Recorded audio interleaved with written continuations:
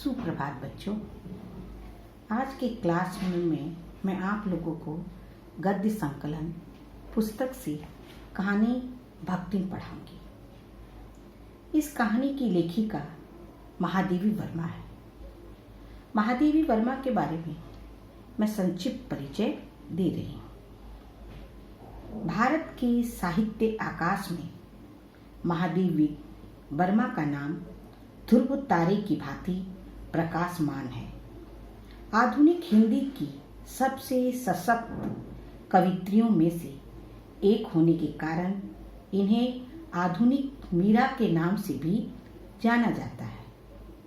गत शताब्दी की सर्वाधिक लोकप्रिय महिला साहित्यकार के रूप में वे जीवन भर पूजनीय बनी रही।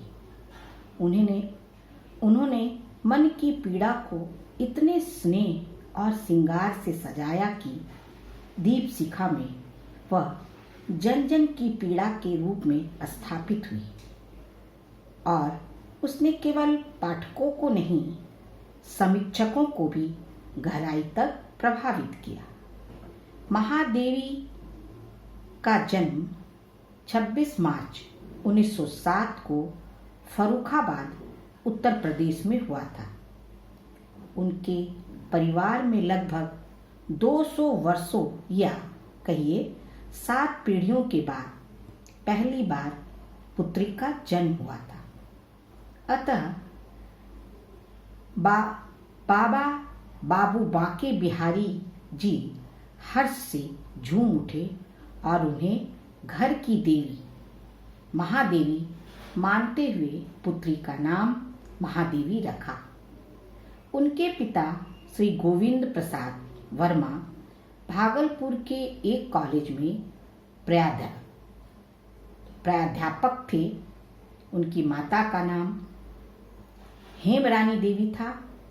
महादेवी वर्मा के मानस बंधुओं में सुमित्रा नंदन पंत एवं निराला का नाम लिया जा सकता है, जो उसके जीवन पर्यंत राखियों से बंधवाते थे। निराला जी उनकी अत्यधिक निकटतम थे।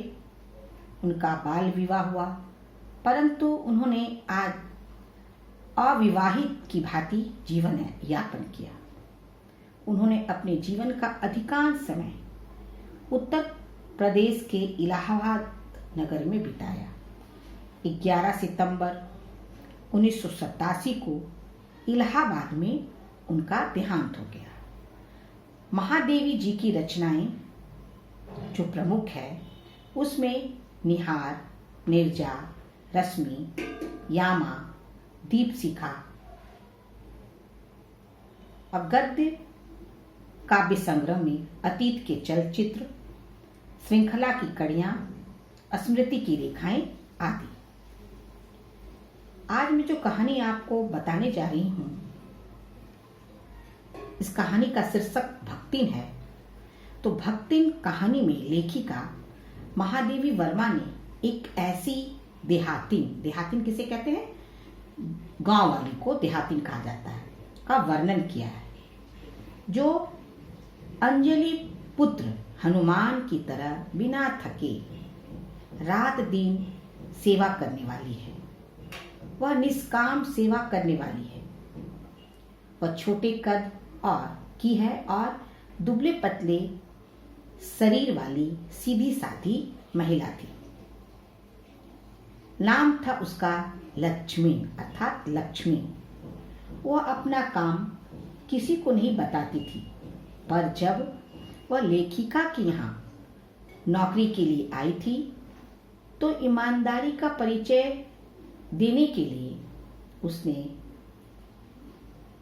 सारी घटनाओं के साथ अपनी असली नाम का परिचय भी दिया।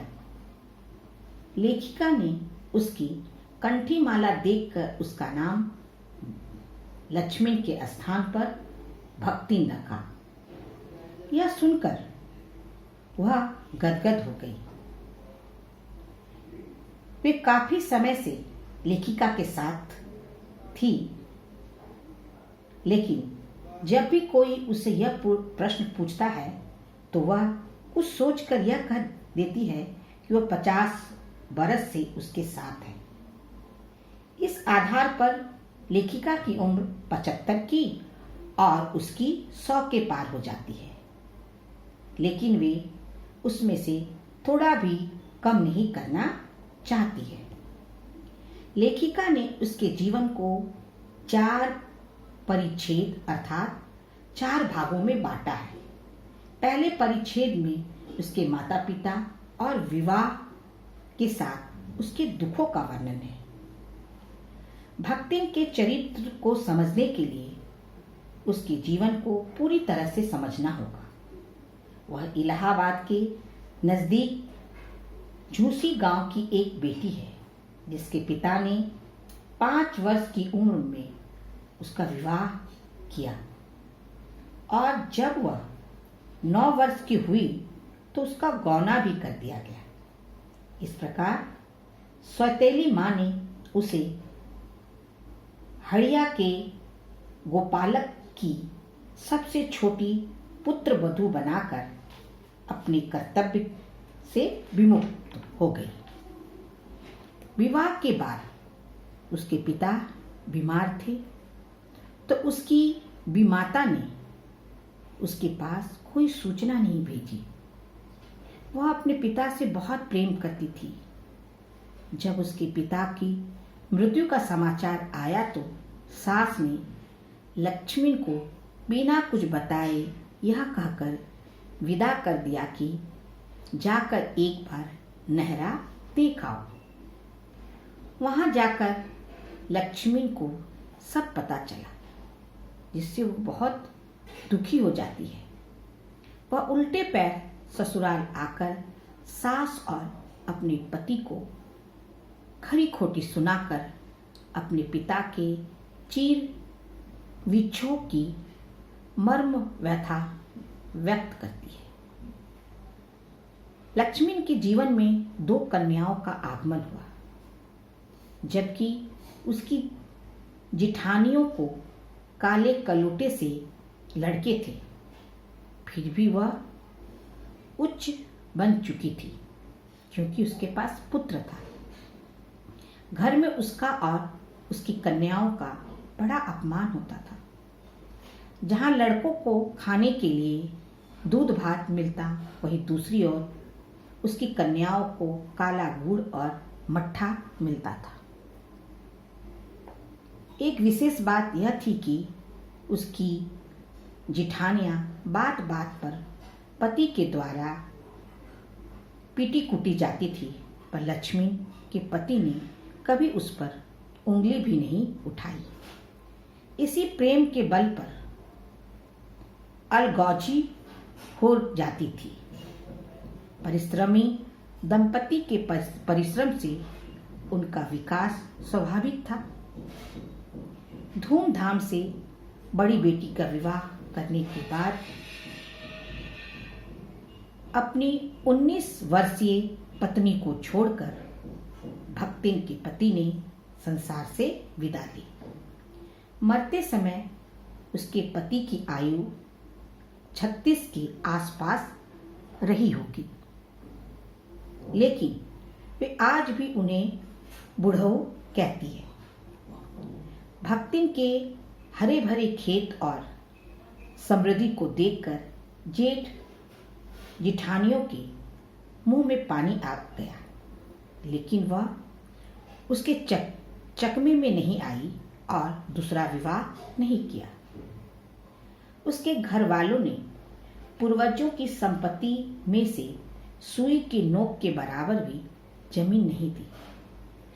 छोटी लड़की के भी हाथ पीले कर दिए तथा पति के चुने हुए दामाद को घर जमाई बनाकर रखा। जीवन के तीसरे हिस्से में भी उसका दुख कम नहीं हुआ।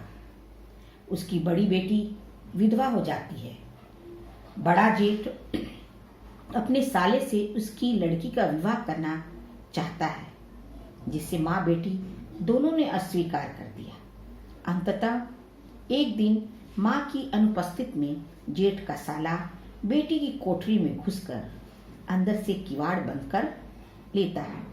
यह घटना पर पंचायत बैठती है और यह फैसला होता है कि वे दोनों एक कमरे से निकले हैं, इसलिए इन दोनों को पति पत्नी के रूप में रहना होगा। इस प्रकार एक ऐसा दामाद गले पड़ गया जो सिर्फ तीतर लड़ाता था। जब धीरे धीरे उसकी हालत और खराब होती चली गई और लगान देने तक में समस्या होने लगी, तब भक्तिम कमाई के विचार से सहारा गए। धन्यवाद चिल्ड्रन। अगले वीडियो में मैं आगे पढ़ाऊंगी, तब तक आप लोग इस पाठ को पढ़िएगा।